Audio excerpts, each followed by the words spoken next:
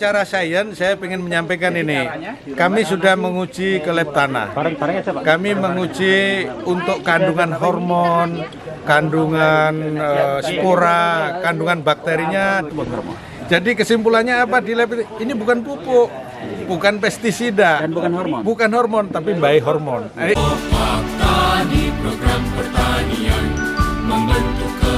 Ciri-ciri yang sehat itu sebenarnya kenapa kita pilih tadi yang mengarah ke pucuk. Sebenarnya bukan hanya pucuk, sampai ke bagian yang paling sempurna, daunnya masih utuh, warnanya masih seimbang.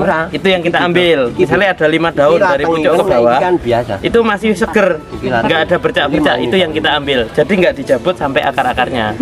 Nah, selama ini kan penelitian sudah banyak ya, sumber-sumber juga udah banyak. Kalau hormonnya di atas, di daun yang muda, sampai kinerjanya fotosintesis di daun yang ini kan banyak. Nah, kita sebenarnya bukan ngambil hormonnya, karena presentasinya kalau di lab, hasil lab menunjukkan ini tidak memenuhi syarat-syaratnya. Nah, tapi kita harapkan dengan melakukan memilih bahan yang sempurna ini, itu sifatnya dari sini bisa menular ke tanaman budidaya. Jadi harapannya itu sebenarnya, bukan kandungannya. Jadi kalau selama ini teman-teman petani itu kan mencari tanaman yang kandungan N-nya tinggi, fosfatnya tinggi, kaliumnya tinggi mana-mana, jadi susah nyarinya. Nah, kalau ini acuannya saya begini. Ketika melihat musim, apapun musimnya, rumput kok selalu bisa tumbuh bagus.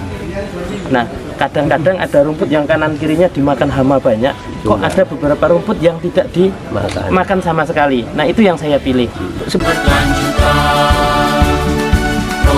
Petani dengan teknologi membuat pupuk benih secara mandiri dengan menghemat biaya produksi, terapkan inovasi hilirisasi.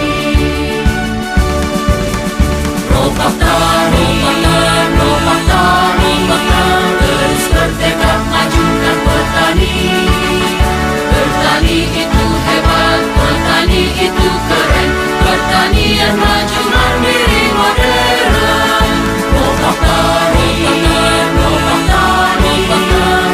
dan semangat untuk mengabdi, hargai jerih payah petani. Bahwa bagaimana alam pun berkomunikasi dengan menggunakan elisito. Jadi alam itu berbahasa, berkomunikasi satu dengan yang lain, dan tanaman itu yang disampaikan di sini komunikasinya melalui zat kimia. Jenis-jenis efektor yang elisitor itu bisa datang dari virus, bisa datang bakteri, bisa datang fungi, bisa juga datang dari tanaman. Dia akan memberi perintah terhadap tanaman tersebut, lalu si tanaman tersebut akan mengekspresikan gen. Dia akan menghasilkan SAR sama HER, Systemic Acquired Resistance. Bagaimana si tanaman tersebut membentuk imun sistem yang begitu kuat. Elisitor itu gampang sekali, adalah sinyal. Jadi sinyalnya itu gampang. Ini ada mana sekalian ya. Saya sentuh dia, tergantung persepsi dia tentang sentuhan saya. Tapi yang jelas kalau dia mempersepsikan sentuhan saya itu sesuatu yang baik atau yang diharapkan, reaksi kimia di tubuhnya itu akan menghasilkan hormon yang membuat dia tenang. Tapi kalau dia mempersepsikan itu sesuatu yang bikin dia marah atau saya dianggap perampok, akan menghasilkan hormon stres di tubuhnya. Jadi dan reaksi kimia di tubuhnya itu yang terjadi di tanaman sebenarnya. Jadi pada saat reaksinya itu, karena tadi kata Mas Ansar, dari tanaman tersebut diambil zat kimia, lalu itu memberi sinyal ke tanaman. Kalau sinyalnya itu bagus, nanti si tanaman itu memberi persepsi bahwa dia harus bekerja memberi akar. Pertanyaannya, kok bisa pupuk dikurangi? Jadi Pak Ismail, sebenarnya di tanah kita itu pupuknya udah berlebih, sehingga si tanaman itu rajin mencari pupuk-pupuk itu untuk pertumbuhannya. Itu sebenarnya esensi dari elisito. Jadi pada saat itu, pada saat Pak Dirjen tuh datang ke sana, lalu masuk di video, banyak orang-orang mengatakan, Pak Dirjen itu percaya itu karena tidak tahu. Sementara kami tidak percaya karena tahu, tapi saya jelaskan tidak. Pak Dirjen itu percaya karena beliau tahu. Jadi pada saat saya ketemu Mas Ansar itu dipertemukan Pak Dirjen, pertanyaan saya 3. Mas Ansar, Anda itu benar-benar pintar atau tidak tahu apa-apa? Saya 3 pertanyaan. Pertanyaan pertama, dari mana Anda belajar ini? Dia bilang, saya belajar dari kitab suci Al-Quran. Ayatnya ada 1, 2. Pertanyaan kedua, sudah berapa lama melakukan itu? Sudah 10 tahun. Pertanyaan ketiga, apa motivasimu melakukan itu? Untuk kebaikan masyarakat. Akhirnya saya peluk dia. Oke, ayo kita bertiga dengan Pak Dirjen kita berdiri menyampaikan itu supaya pesan itu sampai semua. Jadi itulah Bapak Ibu, kami sampai di sini sekarang Sukoharjo. Tadi kami di statistik ya. Tadi kami bicara, Pak Dirjen bicara. Saya bilang tadi, saya udah WA juga. Tolong di daerah-daerah yang kami sudah masuk nanti diperiksa berapa banyak produktivitas pertaniannya dengan penurunan pupuknya. Jadi nanti tolong dilaberi karena itu yang mau kita sampaikan. Itu terima kasih Bapak Ibu, Mbak Ani yang selalu hadir. Jadi Pak Dirjen, ini Mbah Yoso langsung bisa ternyata udah udah tahu dari foto juga kelihatan Mbak Yoso, jangan khawatir, foto sampai udah kelihatan itu tadi. Dan langsung bisa bertahan berbulan-bulan. Nah gitu. Secara sains saya ingin menyampaikan ini. Kami sudah menguji ke lab tanah. Kami menguji untuk kandungan hormon, kandungan spora, kandungan bakterinya di BPPOPT Jatisari. Sekarang kami sedang menguji ke lab LCMS, liquid chromatography mass spectrometer. Itu menentukan sebenarnya zat yang keluar itu struktur kimianya seperti apa, percis zat kimia itu. Yang jelas itu bukan hormon. Ya, gitu. Jadi itu bukan hormon. Jadi kesimpulannya apa di lab ini bukan pupuk, bukan pestisida, Dan bukan hormon. bukan hormon, tapi baik hormon. Ini elisitor sebenarnya, elisitor dan dijelaskan itu.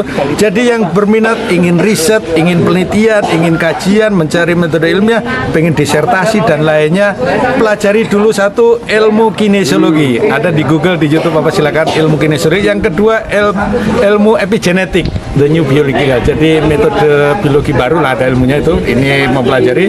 Yang ketiga pelajari elisitor. Apa itu elisitor? Ada di jurnal-jurnal juga. Dari di situ kita akan berkembang terus ke arah pengembangan ilmu-ilmu yang telah ada ini. Dan ini saya harap bisa direplikasi kepada seluruh petani. Nggak ada keluhan lagi tentang pupuk-pupuk. Kenapa? Kalau di tempat lain mereka pada Pak pupuk kurang, Pak pupuk langka, Pak pupuk harganya mahal. Kalau saya kebalik, Pak saya cukup 50% dari kebiasaan, saya 10% dari kebiasaan, nggak butuh pupuk kimia sintetis. Saya istilahkan pupuk kimia sintetis. Betul ya Pak? Ya, bukan pupuk alami. Bukan pupuk kimiawi atau bukan pupuk anorganik, tapi apa itu saya istilahnya pakai bisa mereduksi penggunaan pupuk kimia sintetis sama kimia alami. Nah, kita menggunakan bahan-bahan yang alami saja. Nah, ini yang kita contohkan. Karena apa? Dampaknya lahan menjadi subur, semakin lembab. Kalau di tempat lain nggak pakai biosaka, ini merekah kering, meledak-meledak itu bahasa Jawanya. Yang kedua, hama penyakit pergi, termasuk ilmunya Mbah Yoso tadi untuk tikus. Yang ketiga, produksinya naik. Ya, ini yang luar biasa manfaat-manfaatnya. Dan yang berikutnya banyak mengenai, kami sudah menguji juga kalau itu padi kandungannya apa, lebih bagus. Kemudian untuk jagung juga dari rasa sudah kelihatan nanti dampaknya. Jadi misalnya nanam jagung dengan perlakuan biosaka, maka batangnya akan gede-gede, daunnya lebar-lebar, produksinya lebih tinggi, rasanya akan beda. Itu penampakan visual yang kita rasakan di beberapa lokasi yang kita ajarkan. Kali ini saya mengajarkan ke Sukoharjo, BIMTEK. Ini sedang BIMTEK. Saya punya target nih, setiap kabupaten, setiap kecamatan, setiap desa menerapkan ini. Bagi yang mau silakan petani. Bagi yang belum sempat ketemu sama kita-kita ini ya lewat YouTube aja. Kita pelajari bareng-bareng YouTube. Kita praktek terus. Mungkin ada kelemahan, kesalahan nggak tepat sesuai SOP. Kita belajar, kita perbaiki terus. Nggak apa-apa. Tapi harus mulai daripada diem. Artinya petani terus belajar dan kalau bisa membuat sendiri, kenapa mesti beli?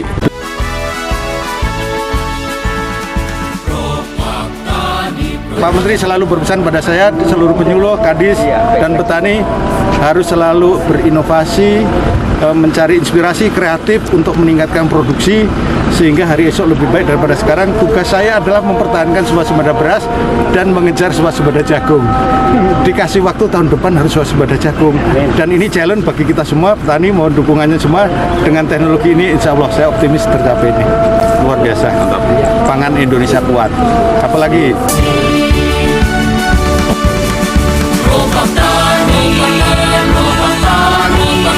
Osaka. Yes. Petani itu